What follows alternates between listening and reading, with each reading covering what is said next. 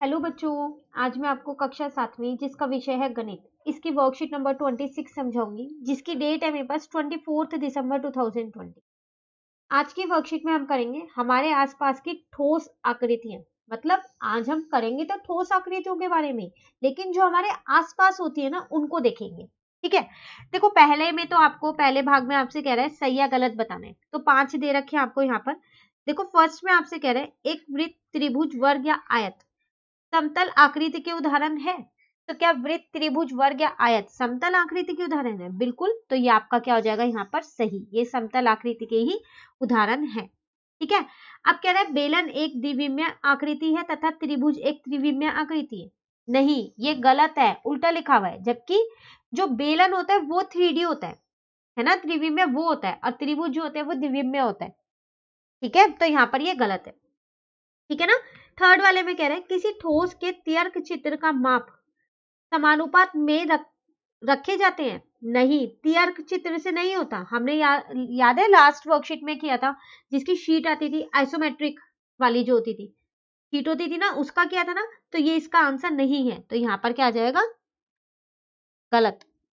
ठीक है, अब आपसे कह रहा है एक ठोस आकृति जिसकी कोई चीज नहीं है, गोला होती है। तो देखो अगर आप गोला बनाओ तो इसमें नहीं होती ना कोई चीज, नहीं होती ना, इसमें सिर्फ फलक होता है और कुछ नहीं है ना। तो ये क्या है आपके पास यहाँ पर सही। ठीक है, लास्ट एक घन के दो सटे हुए फलकों के बीच का उभयनिष्ठ भाग किनारा कहलाता है। अगर आप एक घन देखें तो अगर मैं यहाँ घन बना दूं, कह रहा है इसके दो सटे हुए किनारे, मतलब एक के बाद एक के जो किनारे हैं, ये दो दो फलकों के, ये जो है ये क्या है? ये किनारा है। बिल्कुल, तो ये क्या आ जाएगा यहाँ पर सही। ठीक है, तो ये थे आपके पास सही और गलत। चलिए अब आगे देखते हैं। यहां पर आपसे कह रहे हैं गत्ते के किसी टुकड़े द्वारा अपने भाई या बहन के लिए उसके जन्मदिन की टोपी बनाइए, साथ ही उसके लिए 3 समान घनाकार उपहार बॉक्स भी बनाइए। अब इन तीनों घनाकार डिब्बे को एक दूसरे के पास रख दीजिए और अपने प्रश्नों के उत्तर दीजिए। देखो आपसे क्या कह रहा है, आपको क्या करना है, अपने भाई या बहन के लिए उसके जन्मदिन पर एक टोपी बनानी है, मतलब बर्थडे कैप बनानी है। ठीक है, साथ के साथ ही उसके लिए 3 उपहार भी बनाने हैं। कौन से आकार के? घनाकार। ठीक है, अब आपने पता है क्या किया, उन तीनों को एक के साथ एक रख दिया। ठीक है, तो अब आपको कुछ क्वेश्चंस दे रखे हैं, उसके आंसर देने हैं। चलो देखते हैं। तो यहाँ पर आपसे कह रहा है जन्मदिन की टोपी का आकार का नाम लिखिए तथा इसके फलक, शीर्षक तथा किनारों की संख्या भी बताइए। तो टोपी जो आपने बनाई होगी जन्मदिन की, कैसे बनाई होगी? शंकु के आकार की तो बनाई होगी। ठीक है, तो वो आ गया मेरा यहाँ पर शंकु। साथ के साथ इसके फलक, शीर्षक और किनारे ये भी बताने, तो ये हमने लास्ट वर्कशीट में भी कर रखे हैं अपने, है ना। इसके साथ साथ हमारे पास और भी आकृतियां थी जिसके ये बताने थे। चलिए लिख देते हैं फिर यहाँ पर। तो इसके फलक कितने होते हैं? 2 होते हैं। ठीक है, बाकी किनारे और शीर्ष जो इसके एक एक होते हैं।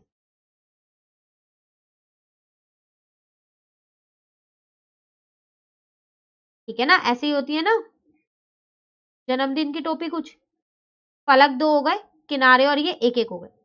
ठीक है, सेकेंड क्वेश्चन में कह रहा है जिन घनाकार डब्बों को आपने जमीन पर रखा है उन्हें ध्यान से देखिए और प्रत्येक डब्बे के कितने फलक आप देख पा रहे हो उसकी संख्या लिखिए।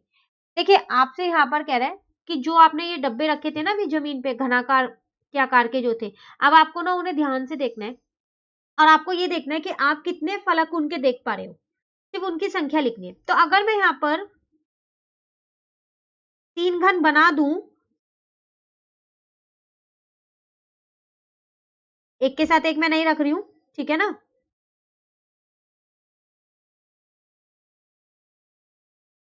ये रे। अब अगर मैं इन्हें एक के साथ एक रखूंगी तो देखो जो ये वाला फलक है वो इस वाले फलक से तो ढक जाएगा, ढक जाएगा ना। उसी तरीके से जो ये वाला फलक है वो इस वाले फलक से ढक जाएगा।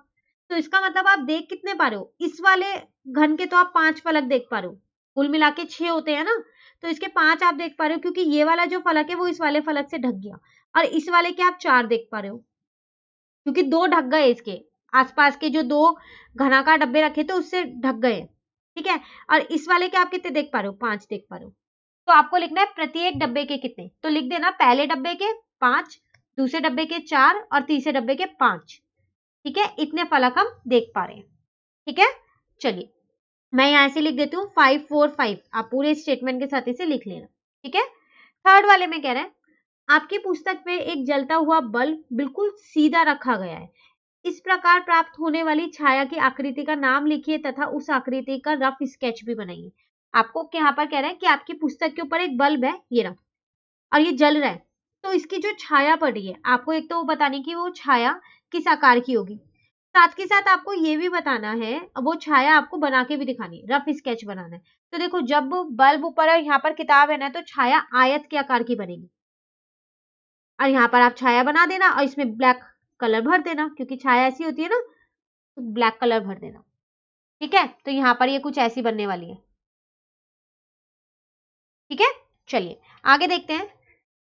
अब क्या रहा है आपसे, नीचे दिए गए चित्र का ऊपर का, ठीक है, पार्श्व का तथा सामने का चित्र बनाइए। तो आप ये कार देख के कुछ याद आ रहा है, एक वर्कशीट में हमारे को कार के ये तीनों चीजें दे रखी थी, और बाकी दो चीजों की हमसे पूछ रहा था, एक में शायद सोफा बना हुआ था, है ना, उसकी हमसे पूछ रहा था। तो अगर मैं आपसे पूछूं तो क्या होगा, तो ऊपर का तो ये होगा। ठीक है, तो आप उस वर्कशीट से देख के भी बना सकते हो। ठीक है, सामने का ये रहा, और ये किसका हो गया, ये हो गया आपका साइड व्यू, पार्श्व व्यू। ठीक है, तो आपको इसमें क्या करना है, सिर्फ ये तीन चीज बनानी है, चित्र बनाना है। तो आप ये तीनों बना लेना, पुरानी वर्कशीट में आपके पास ये बना हुआ है, तीनों बने हुए, तो आप वहां से देख के भी बना सकते हो और यहाँ से भी देख के बना सकते हो। ठीक है ना, चलिए लास्ट वाला देखते हैं। कह रहा है यहाँ एक पासे का जाल दिया गया है, इसे देख के निम्न प्रश्नों के उत्तर दीजिए। अब देखो जाल की बात हो रही है, जाल क्या था, जब हम किसी भी एक ठोस आकृति को खोल देते हैं तो उसके जो पार्ट्स होते हैं उनको बोलते हैं ना। ठीक है, तो यहाँ पर पासे का दे रखा है, पासा आप सब समझते हो ना, लूडो वाला। ठीक है, तो उसका जाल आपको दे रखा है। तो अब आपको इन प्रश्नों के क्या करने, उत्तर देने। इनके उत्तर देने से पहले मैं आपको एक चीज समझाना चाहूंगी, जो आपके पास ये पासा होता है, मैं बड़ा सा बनाती हूँ ताकि आपको मैं इसमें अच्छे से बता सकूं। आप सभी को पता है इसमें 6 फलक होते हैं, क्योंकि इसमें 6 नंबर लिखे होते हैं, 1 2 3 4 5 6, है ना। तो जो इसके विपरीत फलक होते हैं ना, विपरीत मतलब आमने सामने वाले, जैसे कि अगर मैं एक इसकी बात करूं तो एक इसकी करूं, इसकी करूं तो इसकी करूं। ठीक है, ये नीचे वाले की, और पीछे वाले की बात करूं तो इसके आगे वाले की बात करूं। तो जो इसके विपरीत फलक होते हैं ना, उनका योग हमेशा 7 होता है, हमेशा। तो अगर यहाँ पर पासे पे 3 लिखा है, तो यहाँ पर आपको 4 लिखा हुआ मिलेगा बिल्कुल उसके सामने। अगर आपके घर में पासा है ना, तो अभी आप जाके एक बार देखिए जरा, जहां भी पासा है आप उसको लीजिए हाथ में और देखिए कि विपरीत फलकों पे जो भी संख्याएं लिखी है उनका योग 7 है या नहीं है। हर पासे पे होता है ये। ठीक है, उसी तरीके से इसके सामने ये है ना, तो अगर मैं यहाँ पर 2 लिखूं तो यहाँ 6 लिखा होगा। ठीक है, तो आपको ये पता चल गया विपरीत फलकों का जो योग होता है पासे पे, वो कितना होता है, 7 होता है। ये आपके पास एक क्वेश्चन भी आज की वर्कशीट में, पासे के विपरीत फलकों पर आने वाले अंकों का योग तो कितना होता है, 7 होता है। ठीक है, अब यहाँ पर आपको वो जाल दे रखा है, तो अब इस जाल से आपको निकालने हैं वो विपरीत फलक होंगे कौन कौन से। ठीक है, तो ए के विपरीत होगा यहाँ पर सी, ठीक है, 2 के विपरीत यहाँ पर 5 है, और 3 के विपरीत यहाँ पर बी है। इसका मतलब ए और सी को जोड़ूंगी तो 7 आएगा, 2 और 5 को जोड़ूंगी तो 7 आएगा, जो कि आ रहा है, और 3 और बी को जोड़ूंगी तो 7 आएगा। ये आपको इस जाल से पता लगा। ठीक है, जब आप इसका पूरा इन जाल को वापसी पासे में बदलेंगे तो ए और सी सामने आएंगे, आमने सामने, ऐसे 2 और 5 आएंगे और 3 और बी आएंगे। ठीक है, अब पहले मैं आपसे कह रहा है पासे के बी फलक पर क्या अंक आएगा। अब आपको इस बी वाले का अंक बताना है। तो देखो आपको पता है 3 प्लस बी तो 7 है, तो यहाँ से हम बी का मान निकाल लेते हैं। ये 3 प्लस का इधर आके माइनस का हो गया, तो बन गया 4। इसका मतलब बी पे यहाँ पर क्या है, 4 है। ठीक है, चलिए सेकंड देखते हैं। कह रहा है पासे के ए बी तथा सी फलकों पर आने वाली अंकों का योग बताइए। अब कह रहा है ए बी और सी इन तीनों पर जो जो भी अंक आएगा ना, उनका योग। तो देखो बी का तो मुझे पता ही चल गया कि 4 है, पता चल गया ना बी का 4 है, लेकिन ए और सी का कैसे पता लगाऊं, इसमें तो बहुत सारे वो बन जाएंगे। अगर मैंने ए पे मेरा 6 है तो सी पे 1 होगा, अगर ए पे 5 है तो सी पे 2 होगा, क्योंकि इन दोनों का योग 7 ही होना चाहिए ना हमेशा, है ना। क्योंकि अब ना मुझे ए का दे रखा ना सी का दे रखा, तो ऐसे तो ये बहुत सारे वो बन जाएंगे। तो हम क्या करते हैं, हमको यही तो बताना है कि इन तीनों का योग कितना होगा। तो यहाँ देखते हैं इसको, तो a प्लस बी प्लस सी बताना है इसका मतलब, है ना। अब b का मान तो मुझे पहले से ही पता है 4 है, पता है नहीं पता। अब मुझे ये पता है a प्लस सी मिलके 7 है, देखा है ना 7। तो आप a प्लस सी की जगह सीधा 7 लिख दो ना, अब b की जगह आप 4 लिख दो, तो आपका कितना आ गया 11। तो इसका मतलब ये आपका आंसर आ गया। तो आपको ये सारे ढूंढने की जरूरत ही नहीं है कि ए पे कौन सा अंक होगा, बी सी पे कौन सा होगा, फिर अगर ए पे यू हुआ तो सी पे कौन सा होगा, कोई जरूरत नहीं है। ए प्लस सी हमें 7 पता है ना, हमने सीधा 7 ही रख दिया। अब बी की जगह 4 रख दिया क्योंकि वो हमें पता था, तो 7 प्लस 4 11 हमारा आंसर आ गया। ठीक है, थर्ड वाला तो हमने कर ही लिया है, विपरीत फलकों का योग बताना है उनके अंकों का, तो वो हमें पता चल गया अब 7 है। ठीक है ना। तो इसी के साथ ही वर्कशीट नंबर 26 कंप्लीट हो गई। अब वर्कशीट नंबर 27 जो है वो हम अपनी नेक्स्ट वीडियो में करेंगे। तो अगर आपको ये वीडियो अच्छी लगी तो आप इसे लाइक जरूर कीजिएगा और मेरे चैनल को सब्सक्राइब कीजिएगा। Thank you.